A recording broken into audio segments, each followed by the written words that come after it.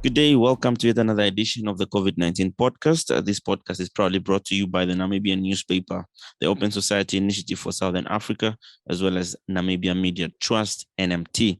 And on this podcast, we do speak anything COVID-19 related and, of course, debunk myths surrounding the pandemic. And today I'm joined by, again, Christie Keulder from the Survey Warehouse. A good day, Mr. Christie. How are you doing today? Good day. I'm doing very well, thank you. How are you? No, I'm doing okay. Glad to be in your company. It's always a pleasure to be in the company of somebody who looks for facts. Thank you. It's a pleasure being here. All right. Today on the podcast, we're talking about the impact of COVID-19 on businesses. There was an article that Mr. Christie published back in March, or no, in April, about this topic. Of course, it was talking more about how the lockdown and the pandemic itself, the first lockdown, affected businesses economically and strategically and all sorts of things. But I would just like to know from you what are you looking at in this article, and why was it important for you to highlight these things here? Well, I think, by the time the government implemented the first hard lockdown shortly after the first case of COVID-19 has been detected in Namibia, it set in motion a series of events that would disrupt economic activity as we know it. And not just locally, but internationally. We closed down our borders. Tourism had a near immediate impact. People couldn't travel, people couldn't visit, people had to get back home. And so over the next month or so, many of our country's businesses started having trouble dealing with the economic impact of COVID. So governments always had this choice, like any government all over the world, saying, how can we make sure that people's lives are protected whilst we don't destroy their livelihoods? Now, since then, of course, things have eased up a bit. We don't have a hard lockdown anymore, but we've also had a huge personal impact, cost in terms of people getting sick and people dying. So things are pretty precarious. A year down the line, many companies are still not back to full production. Many companies have implemented measures to protect the existence of the company. So many people took wage cuts. Some companies had to retrench part of their staff, and then others just simply went out of business. And that seems to be where we are today. Maybe we're gearing up for more of the latter. The president has appointed a special panel to look at manners to save businesses, looking at legislation, and so forth.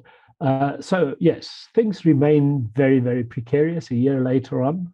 I think there's a set of new challenges coming up, but it's not an easy place to do business at the moment. Okay, not an easy place to do business. Speaking of the business, now the business that were affected, if not all of them, by COVID. Looking at data that you've researched and things that we are seeing, how do the business affected by COVID? How do they need to react in terms of strategizing and finding other means? Look, I think one of the key things that we need to understand is that the Namibian economy was in trouble prior to the arrival of COVID. Things hadn't been going well. We've already had high unemployment rates, meaning the economy couldn't absorb the output of training institutions. So many people who've been trained in specific positions simply couldn't find a job. The unemployment figure for youth were already over 40%. So we started off in a very bad space.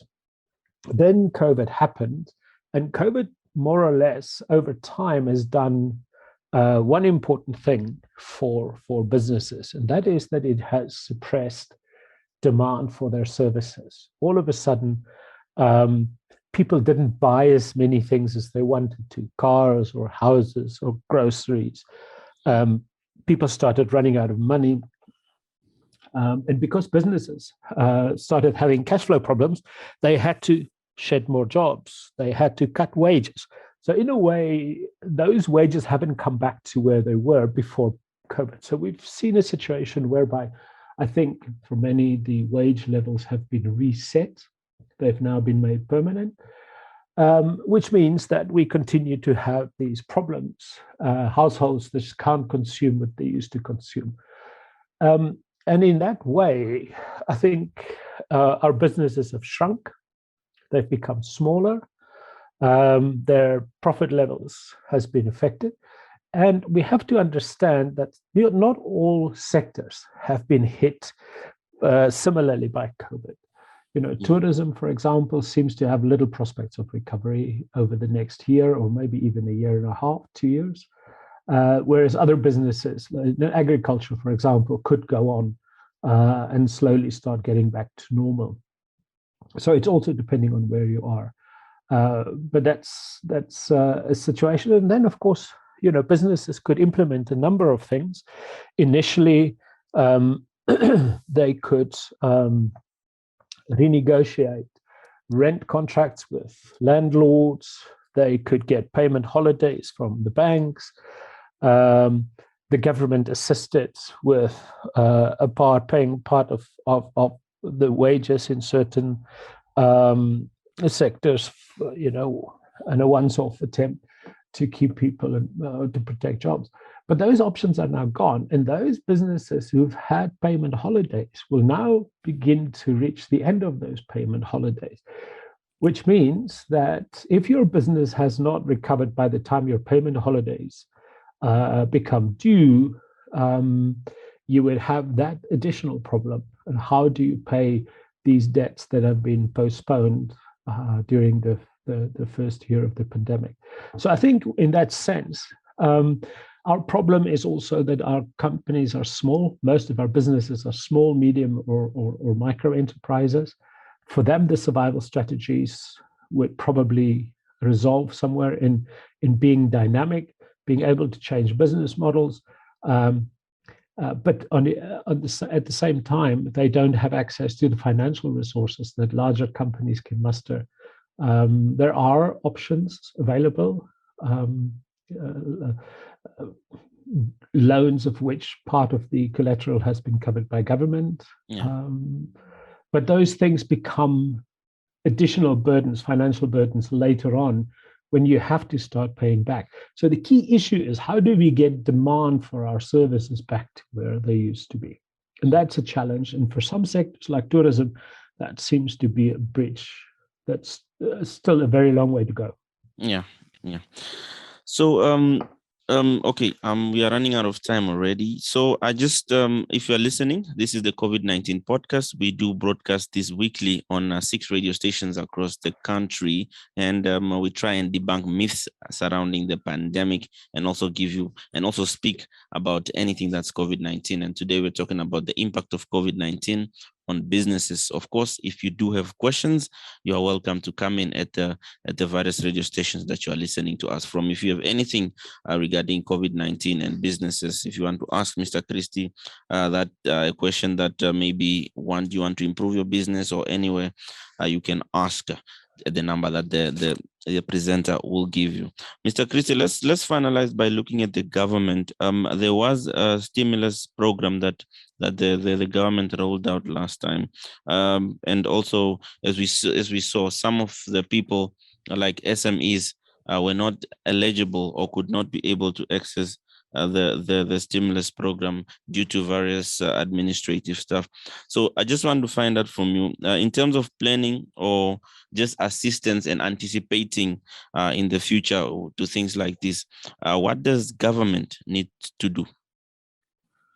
Well, in a recent we asked businesses what they need right now, and most of them need some kind of cash inputs with a depleted cash flow, with their reserves having been used up, and with the initial stimulus package that has ended last year already, nothing new has come their way. So in many ways, the longer this goes on, the more companies have already explored whatever options there were. Those who could retrench did retrench. Those who could negotiate payment holidays did negotiate those payment holidays. So there's not a lot left over or left for them to explore. The key issue now is how do we get enough cash into our businesses in order for them to survive?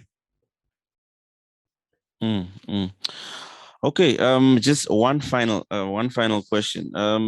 The whole COVID situation and it affecting businesses and how business models are reacting to it, and government coming in play. Maybe just to look at the future. How do you see it playing out in the future? I mean, we've seen how businesses have changed. Some of them have resort to online. They were even seeing new businesses coming, businesses that offer online streaming and stuff and all of that. How do you see this thing playing out as we go?